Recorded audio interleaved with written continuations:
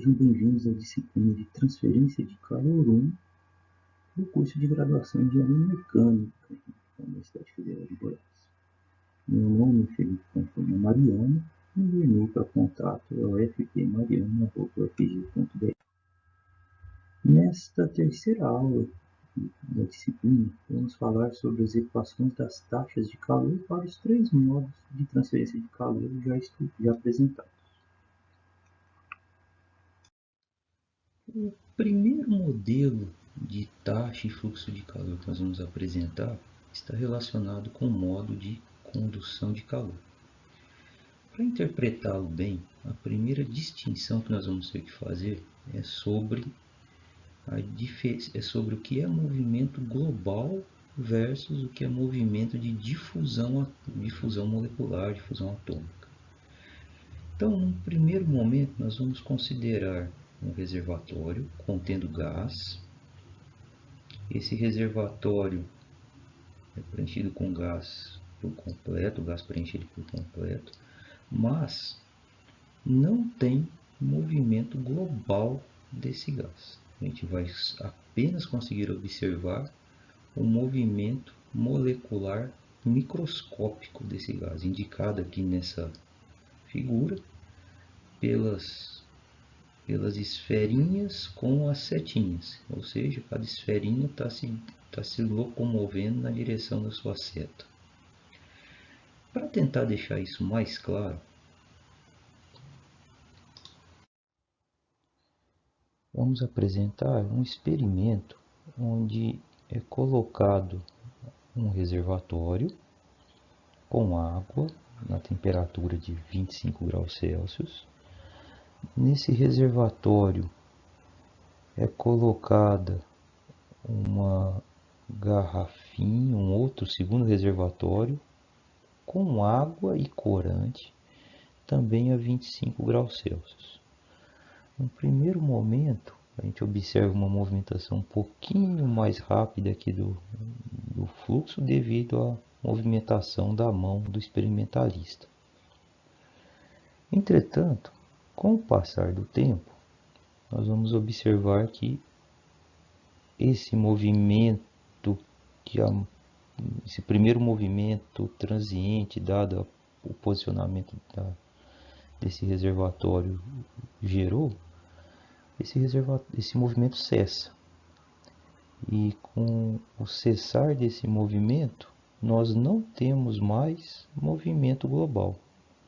Nós vamos ter apenas o movimento de difusão molecular, o qual a gente consegue observar pelo fluxo, pela coloração, pelo fluxo do corante se movimentando no sentido de sair da garrafa e atingir o reservatório. De forma global, se eu colocasse dentro desse reservatório um anemômetro de hélice, um anemômetro de fio quente, um tubo de pitot, qualquer medidor de vazão, qualquer medidor de velocidade de escoamento, esses medidores não iam indicar nenhuma movimentação, porque de forma global o fluido encontra-se parado. Por outro lado, é possível ver, e daí o experimento a gente consegue observar que tem movimentação das partículas de corante para o reservatório, indicando que tem uma movimentação, de todo jeito tem uma movimentação. E essa movimentação é uma movimentação, a gente chama de movimento de difusão, e esse mesmo movimento de difusão de massa é análogo à condução de calor. Seria a mesma ideia, além da movimentação da massa, é a mesma ideia da movimentação da energia, da transferência de energia produzida por condução de calor.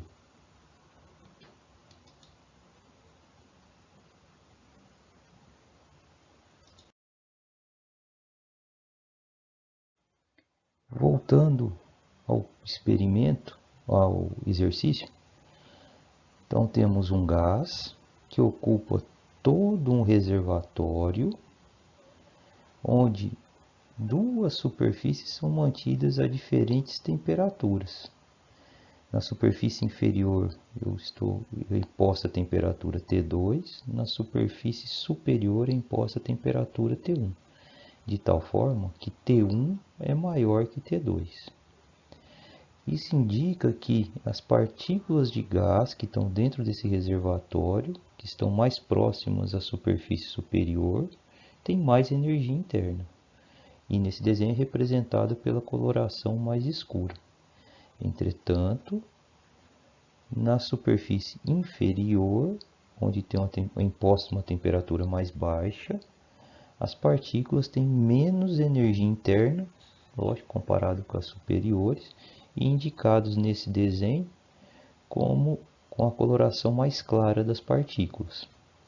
Ainda nesse desenho é importante destacar que na direção horizontal ele é infinito, na direção de entrar e sair da tela esse reservatório também é considerado infinito, e a única direção finita que nós temos é na direção vertical, que nessa situação é dado aqui pela componente x. Retomando a aula anterior, observe aí de novo a definição de energia térmica. De alguma forma a gente associou uma temperatura, que para um gás essa associação é direta, como a gente já discutiu na aula passada. E essa energia está relacionada com essa movimentação aleatória, essa movimentação de rotação e a vibração dessas moléculas de forma microscópica, as quais me dão origem a um fluxo de condução de calor. Então, a transferência de energia por condução vai ocorrer sempre das moléculas mais energéticas para as menos energéticas, de qual forma? Quando essas mais energéticas se chocam com as menos energéticas, ou simplesmente pelo movimento aleatório de uma partícula dessas com mais energia sendo cruzando aí, indo para as regiões mais inferiores. Porém, para as regiões mais inferiores, fatalmente ela vai começar a se chocar com as partículas de menos energia e vai perder movimento, os movimentos vão ser minimizados. Então,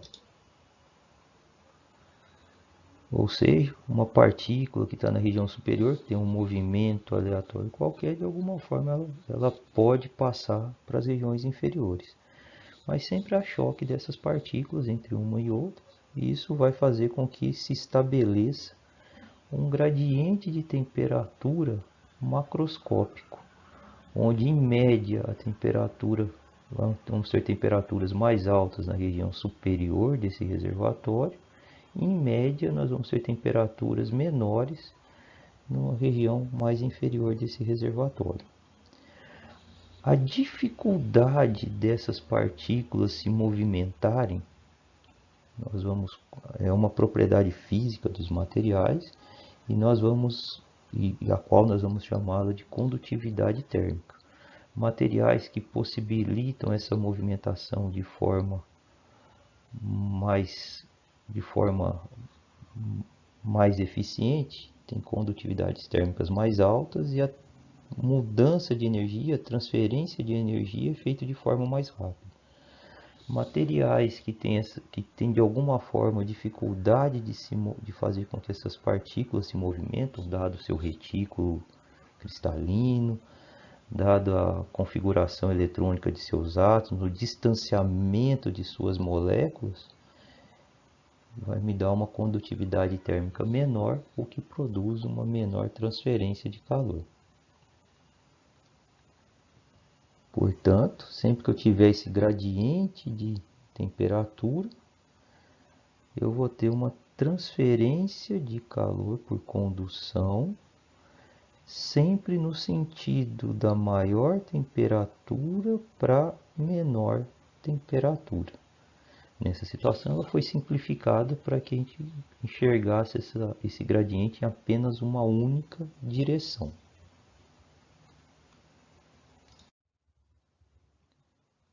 Nós apresentamos os exemplos anteriores falando de gás, mostramos o exemplo de líquidos, inclusive com experimento. E não posso deixar de falar que a condução de calor também ocorre em sólidos. E no caso dos sólidos, ela ocorre devido à atividade atômica na forma de vibração dos seus retículos. Os seus retículos cristalinos de alguma forma vibram e essa vibração nos vários retículos vai transmitindo a energia de uma superfície mais quente para uma superfície mais fria.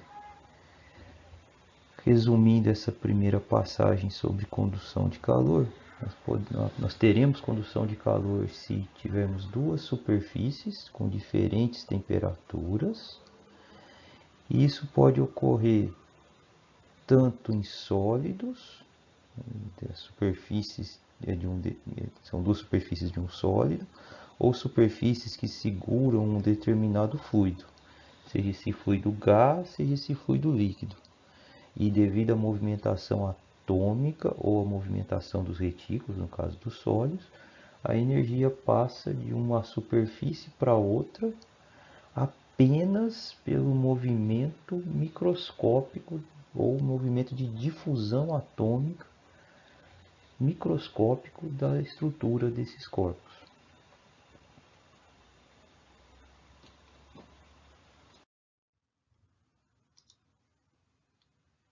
Nos próximos slides, nós vamos apresentar o equacionamento relacionado à condução de calor. Nós conseguimos apresentar o equacionamento que calcula a quantidade de energia sendo transferida por unidade de tempo por unidade de área. O primeiro exemplo que a gente vai dar, vai apresentar para vocês, é uma superfície, um corpo sólido, e aqui ele é um corpo cartesiano, onde em toda uma superfície dele é imposta a temperatura T1, e na superfície oposta é imposta uma temperatura T2. Esse corpo tem direções infinitas na direção vertical e infinitas entrando na tela.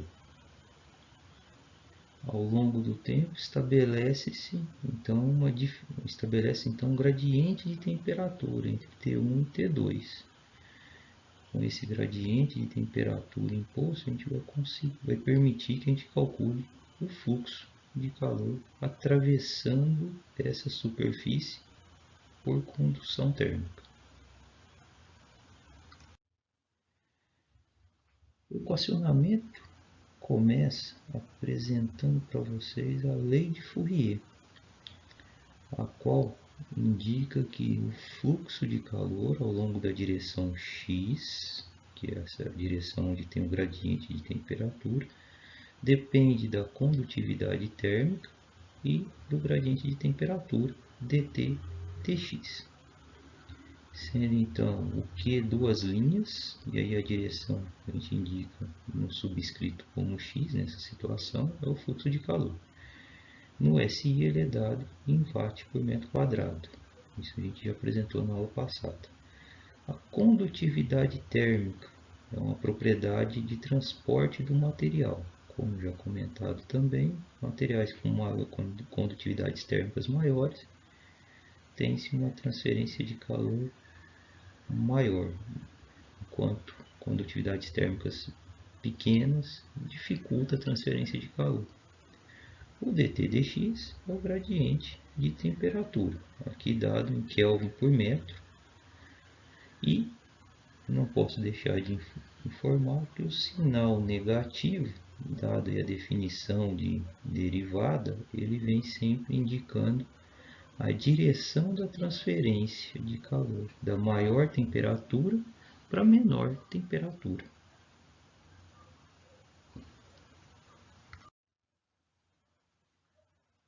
A lei de Fourier a gente ainda consegue, quando se estabelece o regime permanente, ou seja, quando não há mais mudança de temperatura média ao longo do corpo, isso quer dizer que as partículas próximas à temperatura T1 já estabilizaram uma energia interna relacionada com T1, as partículas próximas à superfície que está com T2 já tem energia interna média relacionada com a temperatura T2 mais baixa.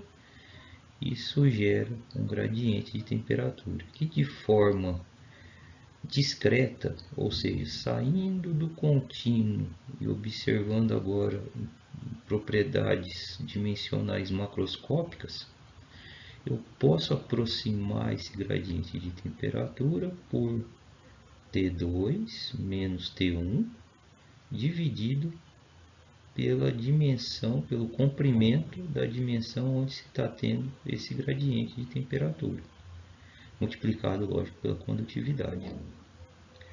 Organizando um pouquinho mais esse equacionamento, o fluxo de calor por condução ainda pode ser escrito como T1 menos T2, inverteu aqui o T1 menos T2 e retirou seu sinal negativo, que de forma discreta a gente apresenta com o símbolo de ΔT, ou seja, a diferença de temperatura vezes a condutividade dividido pelo comprimento. Esse comprimento vocês têm que ficar atentos a esse comprimento, pois muitas vezes esse L, o símbolo L, pode ser usado, por exemplo, para apresentar o comprimento ao longo dessa direção que eu estou apresentando. E aí não vai ser mais o L o comprimento para poder fazer esse cálculo. Nesse exemplo, o L é essa distância entre a superfície com maior temperatura e a superfície com menor temperatura. Fiquem atentos, muitas vezes também é chamado de espessura do material, esse L vira E, ou esse L passa a apresentar outra dimensão da figura, e muitas vezes a gente acaba cometendo erros nessa situação.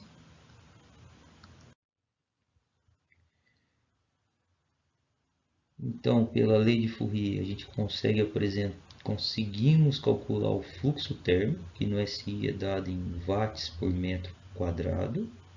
O fluxo é o menos K dt dx, ou de forma discreta, menos K T2 menos T1 sobre L. E a segunda variável importante é a taxa de transferência de calor, que é dada em watts, ou seja, a gente precisa conhecer a área dessa superfície, a área transversal ao fluxo de calor. A partir dessa área, a gente multiplica pelo fluxo e obtemos a taxa de transferência de calor.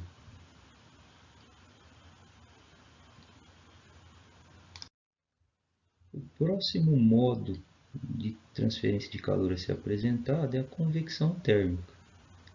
Lembrando que não é o assunto principal dessa disciplina, mas a gente vai usá-lo como condições de contorno para calcular condução e radiação. A convecção ocorre agora com o contato de um fluido, agora em movimento, em uma superfície, estando em diferentes temperaturas. O detalhe aqui do fluido em movimento é para fazer oposição ao fluido sem movimento que a gente apresentou na condução. Na situação de convecção térmica, nós temos tanto o movimento molecular aleatório, como a gente já apresentou para a condução, mais o movimento global do fluido. Normalmente, o movimento global do fluido é que vai ser responsável pela maior taxa de transferência de calor. Se a gente conseguisse subdividir ou calcular independentemente essas transferências só pelo movimento aleatório ou pelo movimento global, No caso da convecção, o movimento global costuma predominar. E para deixar um pouquinho mais clara essa explicação, é como se naquele experimento apresentado da difusão de massa, viesse de alguma forma a gente colocasse a mão dentro do reservatório e começasse a movimentar com uma força externa, movimentar e a misturar aquele soluto no reservatório. Isso de alguma forma ia provocar um movimento global do fluido, e agora sim, se eu colocasse um anemômetro interno dentro desse reservatório, ele ia medir a velocidade do fluido, ele me dá uma velocidade diferente de zero, e isso de alguma forma eleva a taxa de transferência de calor.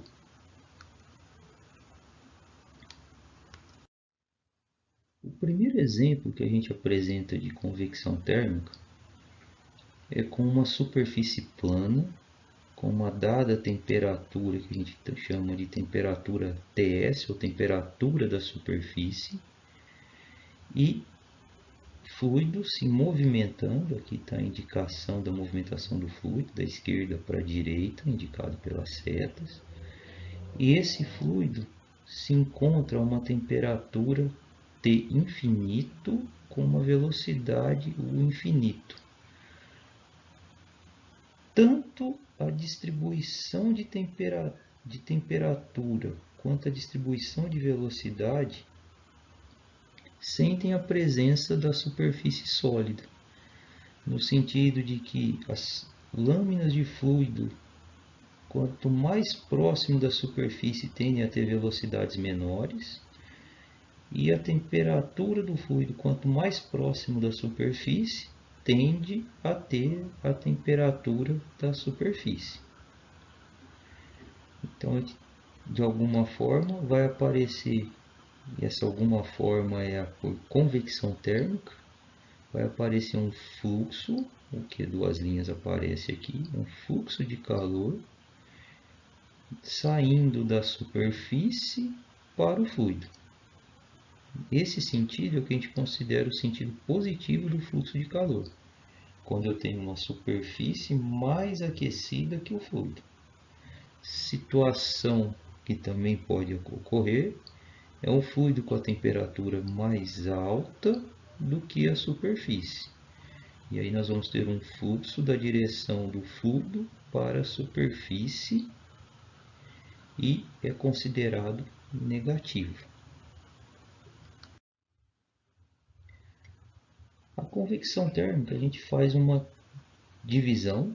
A gente tem a convecção forçada, a qual o escoamento é causado por um meio externo, ou seja, eu tenho um ventilador, eu tenho uma turbina, eu tenho uma bomba hidráulica, de tal forma que impulsiona meu fluido a passar sobre um objeto sólido.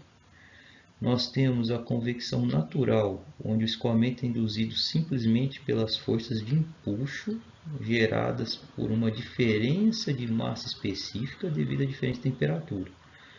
Ou seja, se eu tenho uma superfície na temperatura mais alta, ela esquenta as primeiras camadas de fluido na região mais inferior. Essas camadas de fluido com temperaturas mais altas vão tender a se expandir. Essa expansão provoca uma diminuição da massa específica e esse fluido tende a subir no fluido que está parado ao redor. Esse movimento a gente chama de convecção natural. E a combinação da convecção forçada com a natural, a gente chama-se de convecção mista, quando ambas as formas aqui têm importância no cálculo da convecção térmica. A lei que representa ou que tenta modelar essa transferência de energia por convecção térmica, a gente chama de lei de resfriamento de Newton, a qual permite a gente calcular o fluxo por convecção através de um número aqui que a gente chama de H, coeficiente de convecção, e a diferença de temperatura, T da superfície menos temperatura do fluido, que a gente chama de T infinito. O coeficiente de convecção é uma propriedade do escoamento do fluido, não é mais uma propriedade do fluido igual a condutividade térmica. Depende da velocidade do fluido, depende da movimentação desse fluido, se ele é laminar, se o escoamento é laminar, se o escoamento é turbulento, se o escoamento ocorre da esquerda para a direita, se o escoamento ocorre de baixo para cima. Isso tudo isso tudo entra na conta desse coeficiente de convecção. Para a disciplina de transferência de calor 1, acho que em todos os exercícios dessa disciplina a gente vai apresentar para vocês esse coeficiente pronto. Quando vocês chegarem na transferência de calor 2, nós vamos mostrar para vocês as várias formas de se obter esse coeficiente de convecção. Sendo que o principal problema de convecção é conseguir calcular o H. Relembrando, a gente vai considerar o fluxo por convecção positivo quando a temperatura na superfície é maior que a temperatura do fluido, e negativo quando a temperatura do fluido for maior que a temperatura da superfície. O terceiro modo de troca de calor que a gente vai apresentar é a modelagem matemática da radiação térmica. A transferência de calor por radiação em uma superfície, a gente divide ela em duas. A taxa de emissão, ou poder emissivo de uma substância, de uma superfície, de um corpo, e a irradiação recebida por esse corpo. Como eu comentei na aula anterior, radiação, sempre que eu tiver um corpo com uma temperatura diferente do 0 Kelvin, ele vai emitir radiação. E a gente chama essa emissão de poder emissivo. E se esse corpo está em contato com outros corpos, ou consegue enxergar outros corpos ao redor, e esses outros corpos estão a temperaturas diferentes do zero absoluto, esses outros corpos estão emitindo radiação para o corpo em análise. E nós chamamos essa emissão dos outros corpos para o corpo que está recebendo, a gente chama de irradiação, que no livro que nós adotamos, do Impropera, a gente dá o nome de G. Essa irradiação, ela pode ser absorvida pelo corpo, ela pode ser refletida pelo corpo, ou ela pode ser transmitida através do corpo. Depende do formato da sua superfície, depende da constituição da sua superfície desse corpo em análise. Como dito, a irradiação ela pode ser transmitida, refletida ou absorvida. E essas propriedades dependem basicamente do material que é feita essa substância e do acabamento superficial. Se eu posso ter uma superfície transparente, então eu vou ter uma quantidade de transmissão de energia maior. Ou seja, a irradiação vai passar pela superfície, vai ser transmitida diretamente, pouca coisa é absorvida. Se eu tenho uma superfície, um corpo semi-transparente, parte é transmitido, parte é absorvida. E se eu tenho um corpo opaco, parte é absorvido, parte é refletido. Se eu tenho um corpo completamente, um espelho, por exemplo, a maior parte da irradiação é refletida.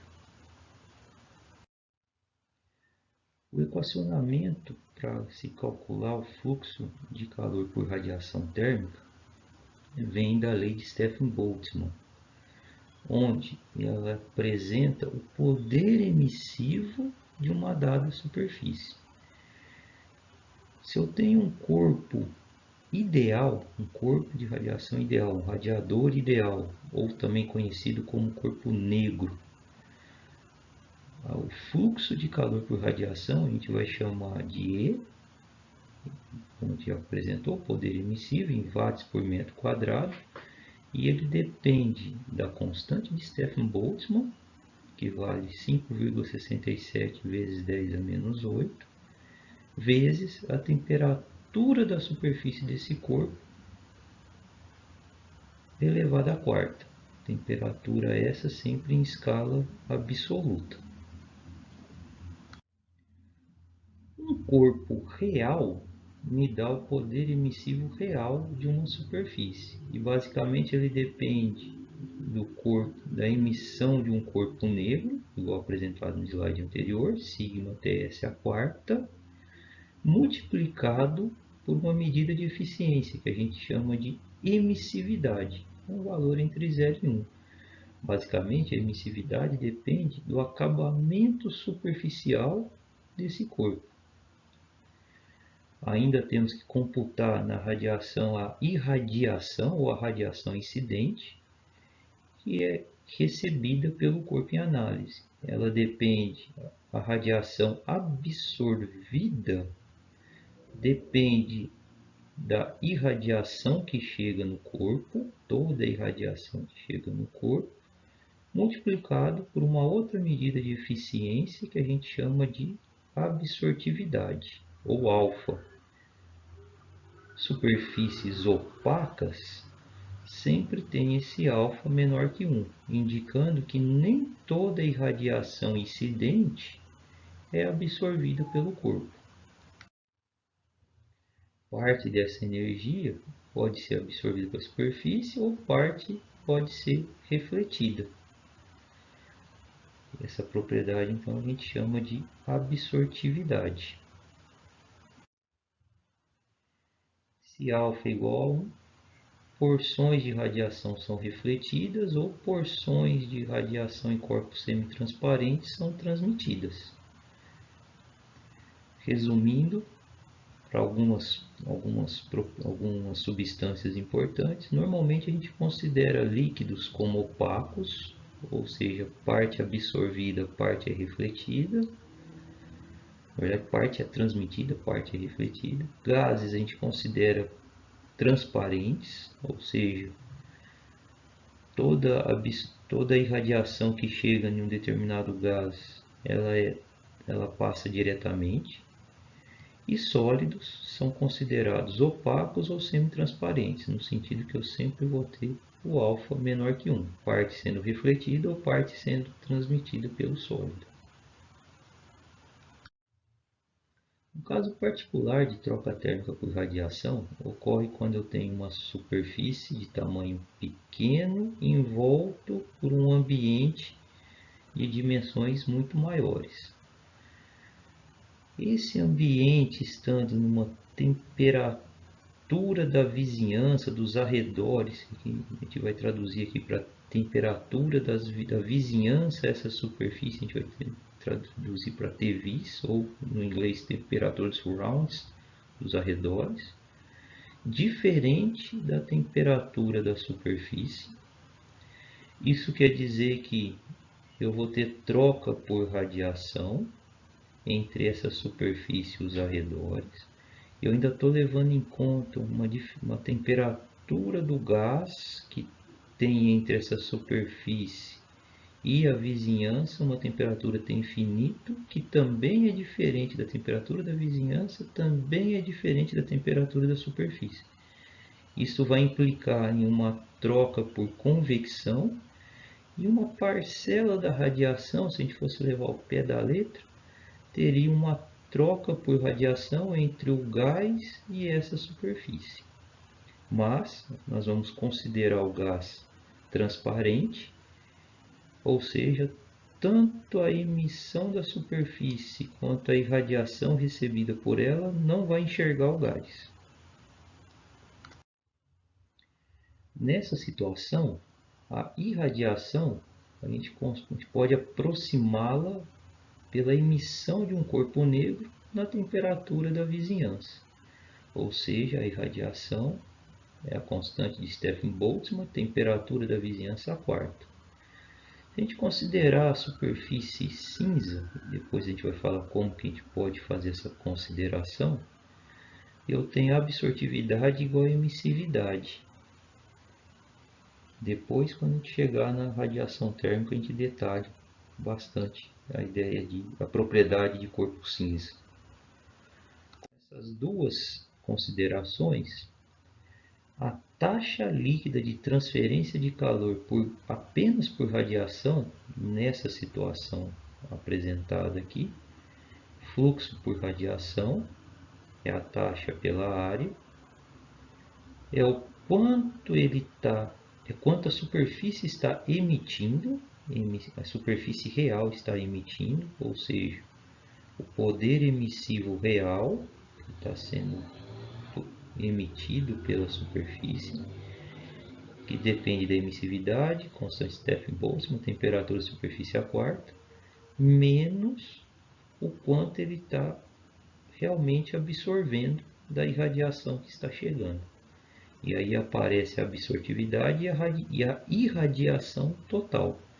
Aqui nós já descontamos, não estamos levando em conta a troca de energia via diferença de temperatura do gás pela superfície. Vamos deixar esse gás só para convecção.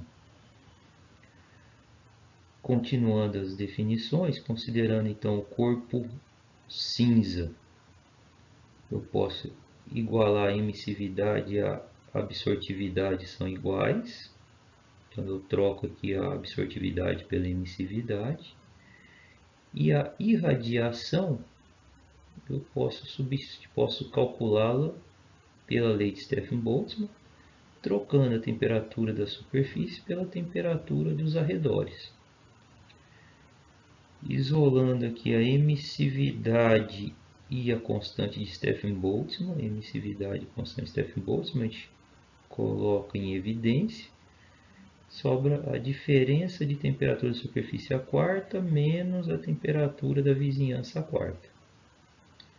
Para essa situação específica, onde nós fizemos a hipótese de que essa superfície é um corpo cinza e ela está envolta a um meio muito maior do que a superfície, a gente tem o fluxo de radiação, e aqui a gente já está indicando positivo, sendo que a temperatura da superfície é maior que a temperatura da vizinhança. De novo, se o fluxo está saindo da superfície, eu tenho o valor positivo do fluxo de radiação, como no de convecção. Se o fluxo é de entrar, ou seja, se a irradiação tiver valor maior do que a emissão, eu tenho fluxo negativo. Se a temperatura da vizinhança for igual à temperatura da superfície, o meu fluxo radiante de radiação térmica é nulo. Para fechar esse equacionamento, eu vou apresentar para vocês o conceito de resistência térmica, onde a gente faz uma analogia com a eletricidade, com os fluxos de eletricidade. A partir dos três equacionamentos que a gente apresentou para os modos de transferência de calor, lei de Fourier, lei de resfriamento de Newton, lei de Stephen-Boltzmann, nós temos a taxa sendo a área vezes o fluxo, a área, condutividade T2 menos T1 sobre L, sobre a espessura, a área transversal entre as diferenças de temperatura. Para a lei de resfriamento de Newton, a área, coeficiente de convecção, que depende do escoamento e não mais do fluido, diferença de temperatura na superfície menos a temperatura do fluido, e área vezes emissividade vezes constante Stephen-Boltzmann vezes as diferenças de temperatura a quarta da superfície e da vizinhança. Esse é o resumo do que a gente obteve aqui de equacionamento.